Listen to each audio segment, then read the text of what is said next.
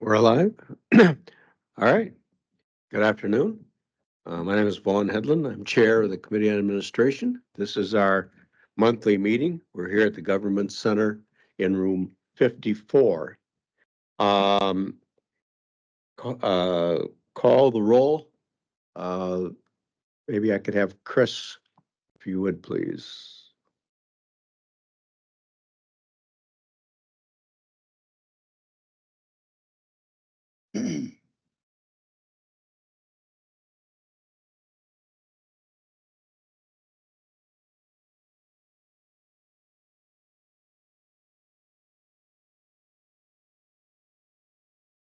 Here. Here. Not doing very well. Supervisor Headland Here. and Supervisor Bashan. Here. You have a full group. All right. Thank you. All are present, along with staff, Corp Counsel, and County Manager. Assistant County Manager is also here. Approval of the minutes. Our last meeting took place in this room, June 27th. Motion to approve. Supervisor Bauer makes the motion. Seconded by Supervisor Bashan. Any corrections or notes? Hearing none, all in favor, aye. Aye. Any opposed? Passes. Thank you all. Public comments. Anyone here from the public? Does our clerk have anything? All right. Thank you. Items requested at the chair by the chair for 2023 audit report. This is coming from our new auditors, Kerber Rose. I'm going to turn this over to Chris Corpola, our county manager. Thank you, Chris. And I do not believe that Dave Minch is online as of yet. So we might want to come back to that as an agenda item, and I'll send him a quick message. That's all right. Let's move on to item 6. This is our staff reports. Again, committee to this committee, administration, finance, human resources, criminal justice, collaboration division, corp counsel, our treasurer, our IT department, and our county clerk all present us with written reports along with financial reports for their previous month. Any issues, Supervisor Bauer? Thank you, Mr. Chair. I just have one for Chris and Dan and IT. On your budget reports, are you 11,000 under your budget already? Is that am I reading that right or wrong? I guess. I'm sorry. It's in parentheses, which means it's a deficit, I think is what it was, but it's on the county manager's financial, January to June. Let me take a quick look at it. I think.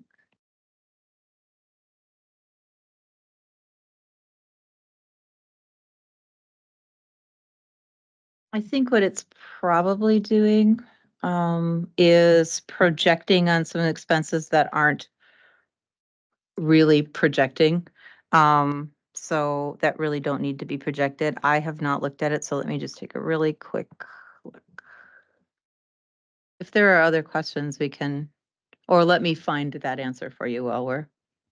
Okay. I think Dan was in the same boat with IT. Is it same financial, something that's put in there that wasn't coming back, or is that the financial for IT? I think, yeah.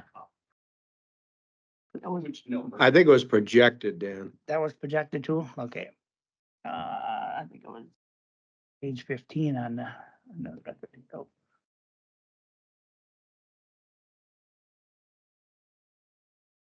This one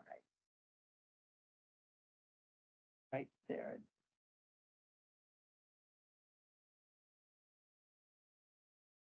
It's on page 15 for anybody wants to look at it, I guess.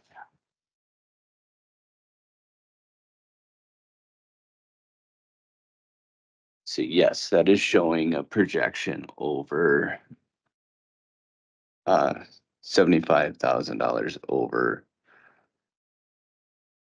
the revenue. That's kind of the same thing as just looking ahead. I mean, it shouldn't be that way, but it just throws me off when Yeah. somebody, hey, we're 75,000 in debt already. It's like, So, I can. I'll figure out. Can you? Okay. Yeah.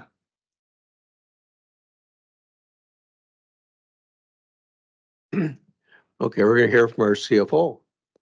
Thank you. Oh, we can move you.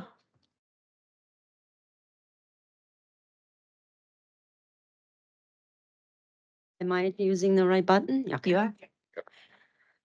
So this item that's in question did came up a couple times is from the very beginning. Yeah. Right, and then it's how the data is extracted from our system. What you seeing, like the first line, it says it's in the parentheses, negative, right?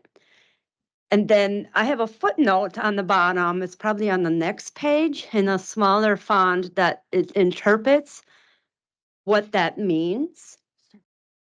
So when you see, and what I did, and perhaps this is something I can change down the road if that's causing more confusion, is right directly underneath, like the financials where you see the IT, right underneath it, and I'm trying to interpret it and take those numbers in the parentheses and convert them to a positive.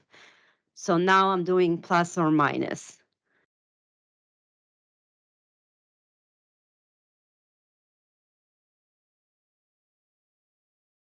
So, so that number that you're looking at, that $75,000, it looks as if I am projecting that I am going to be over budget by $75,000.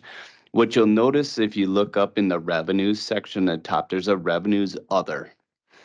So the way that we've gone through and created the budget, if you remember, we had a variance amount that was a salary variance. Essentially, we budgeted assuming not every position was going to be filled throughout the whole county. So we don't project that revenue is going to happen because that revenue doesn't actually exist.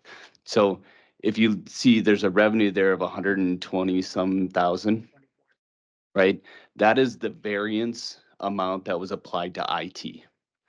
So the reality is I am coming in about $50,000 under budget, but because that variance isn't money that actually exists, it shows off like that. Yep. So that's where that negative is, and that's what Chris is gonna have. And that's the email that I sent you last week, because when I was filling this out, I'm like, but I'm not under budget or over budget, so. Yeah, Right. part of that is we've been really wrestling with how to reflect that wage variance. Because because it's across the county. So we have roughly a $50 million salary and fringe budget. If we say it's roughly 5% of that we're under budgeting, if we under budget some department that's fully staffed, like say Nick's office, then then he's gonna look over budget. Because we're gonna only budget him at 95%, he's gonna spend 100%, it's gonna look like he's over budget. On the flip side of it, if we budget fully and we don't spend it, so the bottom line is we've been really wrestling with how to do that better for 2025 and what to do with that, because it's confusing to the department heads as well. I'm gonna stick with I'm 50,000 under budget, not 75 over. And I would be $24,000 under budget. thank you for the explanation. To see that number sticking out there, kind of, oh, wow, we're in trouble already. It's only halfway through the year. Nope. So my response probably even confused you more, because fast forward after that email, I did go back and I redid his financials, and I'm like, okay, that's the number. But I didn't realize that the changes I've done was already after the fact, the agenda went out. So I apologize for me speaking and confusing you even more, but he summed it up pretty well. Yeah. Well, that's a good summary. It's nice to know that Thank you. we're gonna probably see that, and in the end is probably gonna be good. Fix that. So Thanks, Bob. Anything else? for any of the departments? Any department managers or staff have anything they want to add or change to the reports? We do. All right. County clerk is gonna speak to us.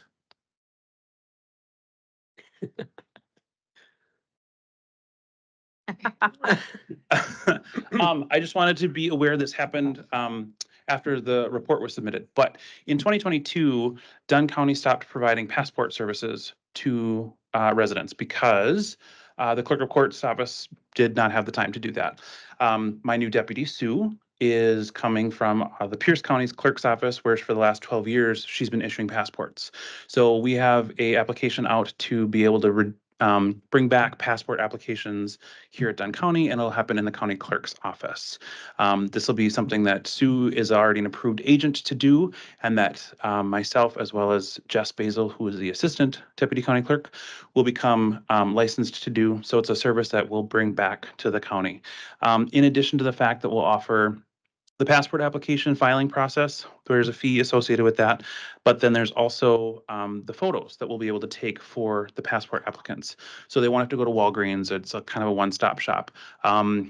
Conservative estimates would range anywhere from $35,000 to $50,000 in revenue that this would help bring into for the county. So that's a developing situation. We're hoping that if we can get this approved, we'd start offering this service again on September 1st. So that was just my update for that. Great news. Any Thank you. questions on that? Yeah. You know, Sorry. go to Brace Lake or wherever to find one Yeah. stop shop. The only place right now is the Colfax Post Office. Yep. And it can be a little tricky to get a hold of them. Yeah, Otherwise, no we're sending everybody over to Chippewa County. And although I love the Chippewa County Clerk Jackie, I would like that revenue for Dunn County. So. Gave him $80 yesterday, so. Supervisor Vogel, did you have a question, or Bauer? Go ahead. Well, I had a question, it's off topic. Is there, with the primary coming up, has there been extra training or like, is there expected questioning or like, or is the process, has there been anything additional training or anything for the election? Yes, so tonight at 6 o'clock at the City Council chambers in the city of Menominee, myself, the Polk County Clerk Shabana Lundeen, the Eau Claire County Clerk Sue McDonnell, and then Mary Strand, who is our Town of Springbrook clerk, will be hosting an election integrity forum brought to you and sponsored by the League of Women Voters. This is a way to kind of get out some information, the actual factual information about how elections are run, and meant to help restore public faith in the process. So we're doing that tonight. In addition to the fact that the partisan primary is confusing for a lot of people, I got a lot of calls, about 3.5 hours worth of calls on Sunday when everyone said, Biden's out. What do we do about the ballots? And I'm like, no, remember we did that. We did Biden in April. So there's just a lot of confusion of that. We'll be doing Dunn County poll worker training for all the poll workers in Dunn County on the 4th, 5th, and 6th of August. So we want to get that information to everyone as close to the election as possible on the 13th. So that should be a good refresher for everyone. So yes, we're going to do as much as we can to inform the voters that in a partisan primary, you can only vote in a specific party. And if you try to cross parties, your ballot may potentially be invalidated. So yeah. So yes, we're doing some more of that. Good question. Yeah, thank you, Mr. Chair. In your report on training and conferences, you had in there, you spent a lot of time on safety or security. Yeah. Is that a problem for clerks? Yes, it is. Unfortunately, we are still in a environment in this nation where there's a lot of seeds of doubt that are being sown. And with that comes confusion, and with that can come a lot of threats to election officials. We spend a lot of time as a Wisconsin County Clerks Association training about what to do in the event of a threat. Our office has been doing active shooter training. We also try to put together policies and procedures to do de-escalation training. So we've been doing a lot of that. the Wisconsin County Clerks Association conference this summer, we actually brought in the elections group, which is a group dedicated, led by the former Secretary of State of Michigan, whose life was threatened multiple times after the 2020 election, to talk about ways in which we can be more secure. And ways that we can de-escalate situations before they become too big of a threat. But it is something that we look at a lot. I spend a lot of time with our municipal clerks talking about safety procedures, what they can do. In addition, we always make sure that on election day, we ask our various law enforcements to have extra patrol out, the sheriff's office, and then other municipal levels of safety officers out. So yes, it is unfortunate. We had a situation this past weekend on Sunday where, for the first time, a Dunn County election official was threatened and harassed at their home. So it is definitely an issue that we are taking into account and trying to do everything we can to negate that as best as possible. But we are taking it very seriously. So. Mhm. Oh, good. I guess I didn't realize that the clerks were as much involved as some of the politicians themselves, but yeah. Thank you for your explanation. Yeah, absolutely.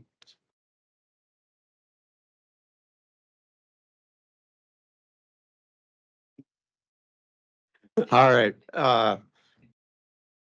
you turned, I had mine off and I should have had it on and sorry about that. Okay, anything else for any of the departments? Okay. All right. Gonna hear from Dan, Assistant County or IT? IT. IT. I just wanted to point out that, and it's in my report, Luann Domes has been with the county for 25 years and is retiring next the 1st, Thursday. So if you do make it to the picnic, that'll be her last day. Her last official duty is the county picnic, but just wanted to call that out. Not that often somebody with 25 years experience retired. No. So. Michelle, And by the way, that's right after her birthday, which she shares with the county manager. So will she be in the dunk tank or aiming at you in the dunk tank?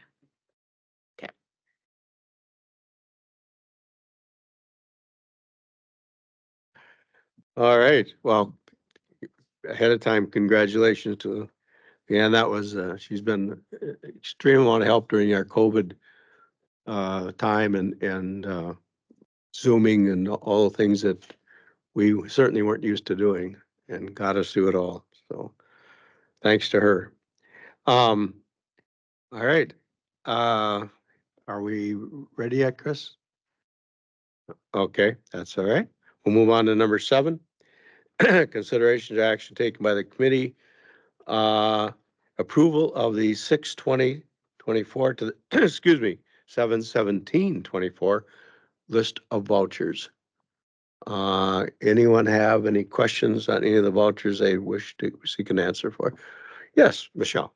I do. Gotta scroll to my highlights here. Page 30 of the packet under health insurance 1910. There is ACA fees to the IRS. Just wondering if that's monthly, quarterly, yearly, what kind of frequency?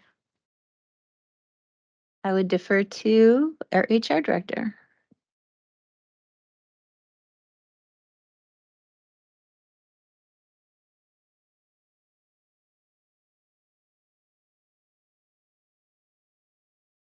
Thank you. So those fees are associated with an annual fee that's required. It's called a PCORI fee, and I would need to look up what that acronym is in order to tell you that, and I can do that. But it's an annual expense and filing that we're required to submit per the, I believe, IRS requirements.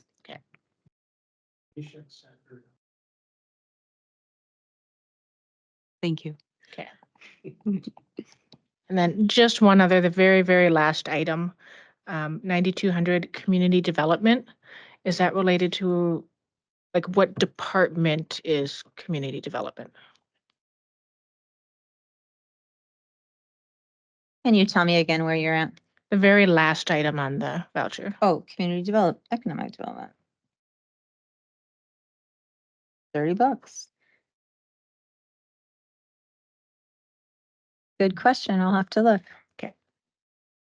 I think it's actually, no, I'll look and see. I'm not gonna speculate.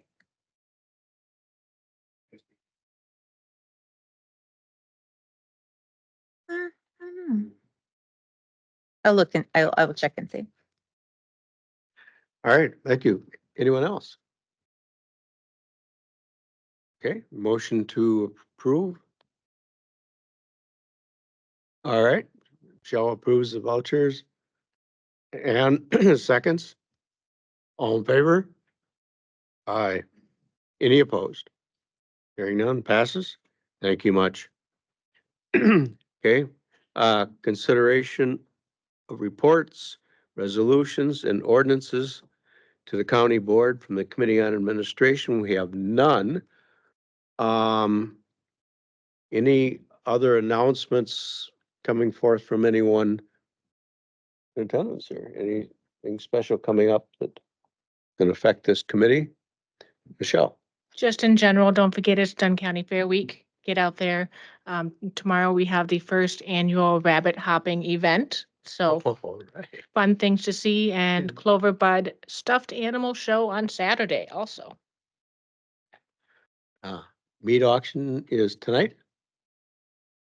Live animal auction tonight, is that correct? Anyone know? The fun stuff. Yeah. Okay.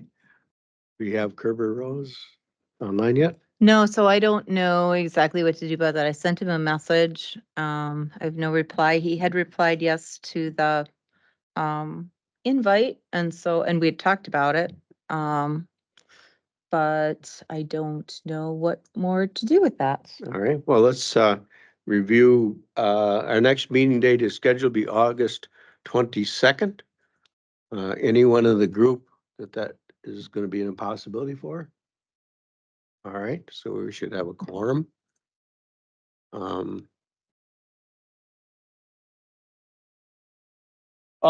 Here we go, yes.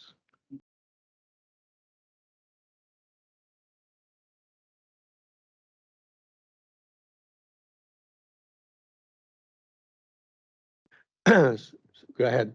We have an announcement coming from our personnel department.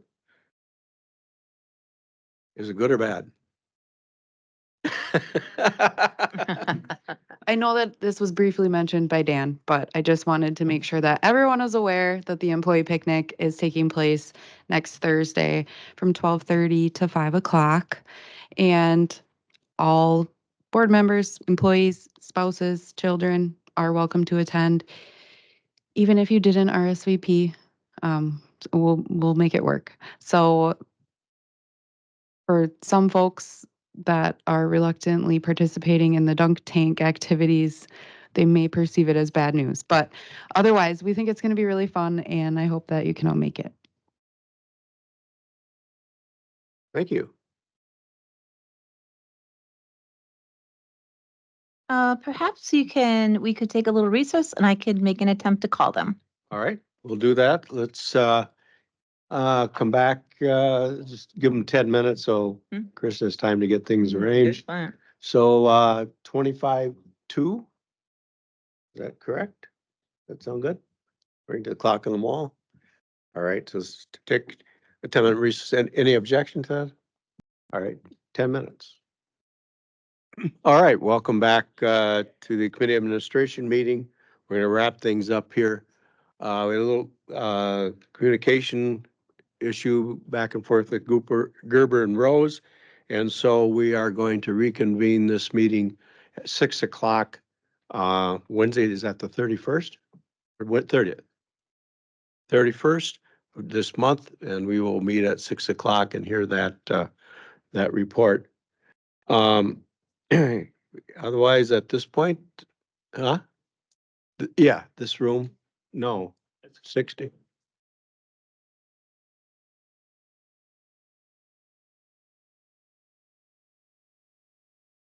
Okay, we'll have that meeting in room 60 6 PM then on the 31st. At this point, we will also, though, have our next month's meeting, and that meeting will be on August 22nd. That will be here in room 54 at 3 PM in the afternoon. Thank you all for your patience, and we are adjourned.